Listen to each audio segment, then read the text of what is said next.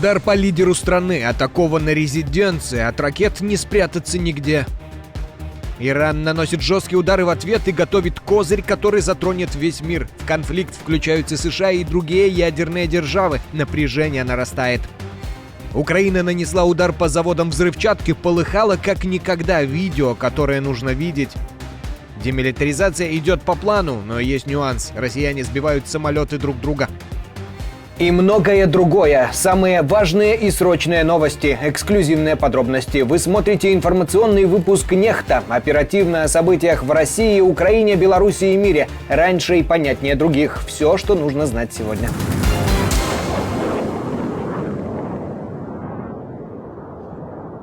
Иран в ярости, но снова мимо. 200 ракет, 4 убитых, 80 раненых и 0 стратегического эффекта. В ответ на операцию «Восходящий лев», где Израиль за сутки ликвидировал элиту КСИР, Тегеран устроил ночь мести. Удары по Тель-Авиву, Иерусалиму, Беэр-Шеве, по базе в Кирье. Там находится штаб армии обороны Израиля.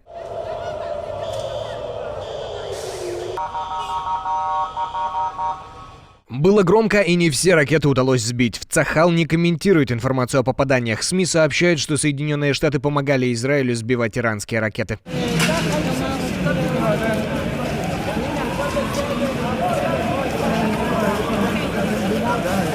Но главное, все это похоже не на возмездие, а на истерику. Удар был шумным, но бессмысленным. Ни один объект обороны Израиля не подтвержден как разрушенный. В Цахал молчат, в Иране говорят шепотом. Оставшиеся анонимные генералы так называемой исламской революции через прессу обещают ужасные удары, но выглядят как те, кто остался без головы в прямом смысле.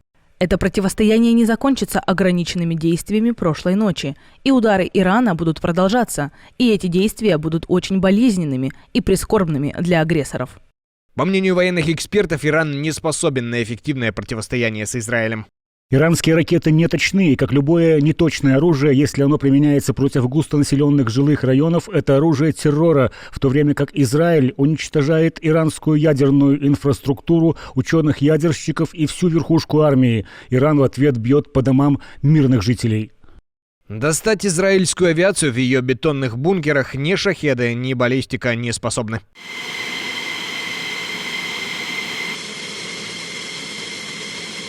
Пилоты Цахал практически безнаказанно продолжили точечные удары по иранским военным объектам. Досталось в том числе даже резиденции верховного лидера Исламской Республики Аятоллы Хаминеи.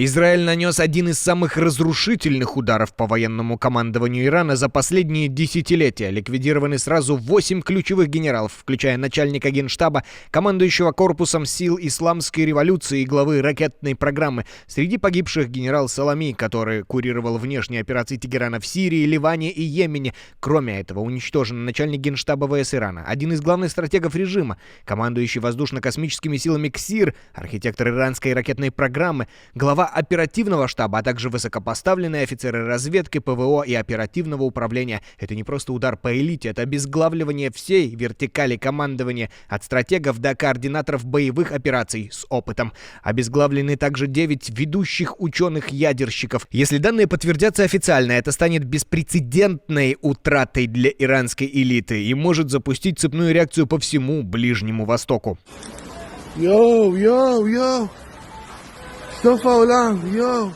В Тегеране под завалами разрушенного дома погибли 60 человек, сообщают местные СМИ. Иран тем временем готовит стратегический козырь, способный ударить по всему миру. Госканал Айриб ТВ-3 заявил, закрытие Ормузского и Баб-эль-Мандебского проливов – реальный сценарий в ответ на эскалацию с Израилем. Это ключевые маршруты мировой торговли нефтью и газом. Их блокировка может вызвать энергетический шок по всей планете.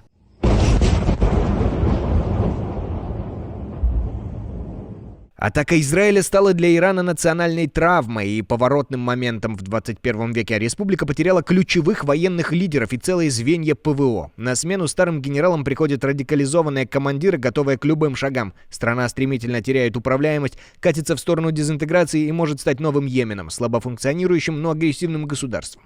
Военное унижение на фоне пассивности России и США вызвало взрыв антиизраильских и антизападных настроений, которые будут определять политику иранских властей в ближайшие годы.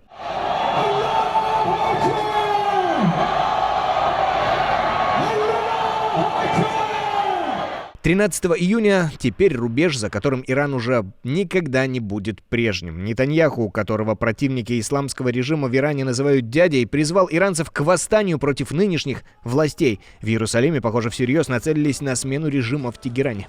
Режим никогда не был так слаб. Это ваша возможность встать и позволить услышать ваши голоса.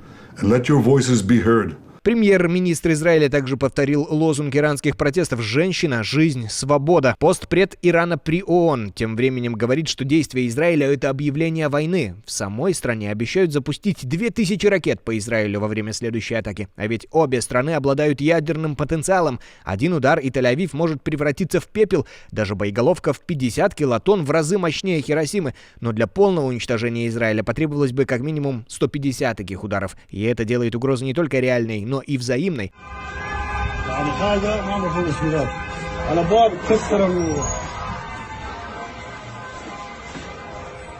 Сценарий компьютерной игры «Метро 2033» внезапно стал пугающе актуальным для интернет-пользователей. Во вселенной Глуховского Третью мировую разжег именно ядерный удар Израиля по Ирану. Он запустил цепочку ответов, в которую втянулись США и Россия, и мир сгорел в атомном пожаре. Выжившие прятались в метро. Когда старый мир сгинул в пламени атомного пожара. И вопрос, который звучит все громче: мы уже в прологе апокалипсиса или еще нет? CNN сообщил о гибели всех участников переговоров с США от Ирана. В прямом эфире журналисты цитируют реакцию Трампа на вопросы журналистки по телефону. Он сказал, люди, с которыми я имел дело, сторонники жесткой линии, мертвы. Я уточнила, означает ли это, что Израиль убил людей, с которыми вы вели переговоры? Он саркастично ответил, но они точно не от гриппа умерли и не от коронавируса. Нарастает риск глобального конфликта. Иран напрямую предупредил США, Великобританию и Францию. Если продолжите помогать Израилю, ваши базы на Ближнем Востоке станут следующими целями. Об этом сообщает агентство МЭР. Удары могут последовать не только по объектам в регионе, но и по судам в Персидском заливе и Красном море. Тегеран уже заявил, что конфронтация не закончилась вчерашними ударами, и все только начинается. Обязательно подписывайтесь на Нехта, чтобы ничего не пропустить. Все детали у нас. Утром и вечером мы публикуем самые важные и интересные новости для вас. Наша команда существует благодаря вам. Поддержите ее, чтобы мы могли продолжать нашу работу.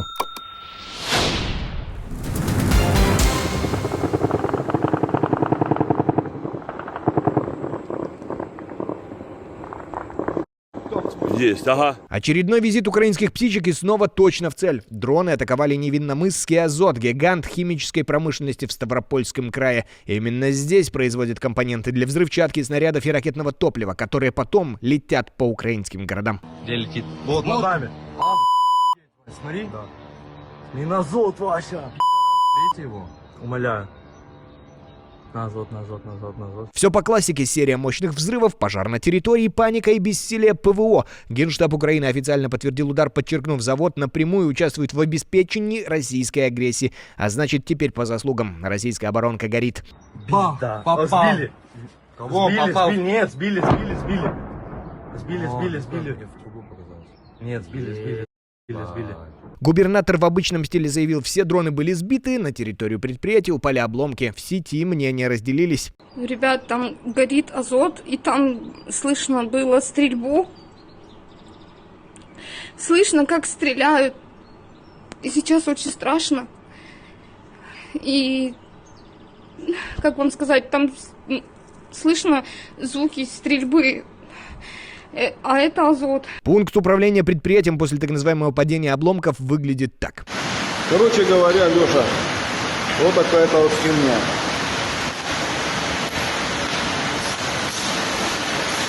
Вот все осталось от ЦПУ, от окна. Невинномысский азот – один из крупнейших заводов в России по производству удобрений и аммиака. Здесь выпускают редкие химикаты, такие как метилоцетат, чистая уксусная кислота и меламин – важный компонент для пластмассы и взрывчатки. Противогазы у всех есть. Украинские дроны добрались и до Самарской области. На этот раз в огне Новокуйбышевский завод катализаторов. Именно здесь делают ключевые компоненты для взрывчатки, газопереработки и нефтехимии. Предприятие входит в империю Роснефти Сечина.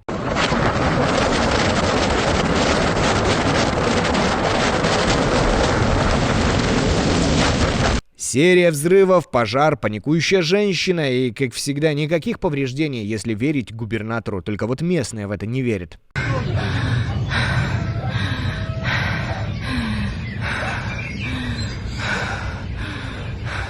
Очередной удар не просто по заводу, а по одному из столпов путинской военной экономики. Пожар на заводе.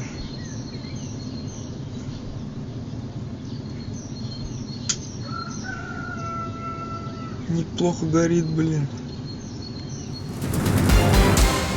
Демилитаризация продолжается, но есть нюанс. Черный месяц для российской авиации в самом разгаре. Истребители падают один за другим, но в этот раз и вовсе вышло по-русски. Су-25 сбил Су-25. Свой же. Видео уже гуляет по российским пабликам, эксперты в шоке. Такого дружеского огня они еще не видели.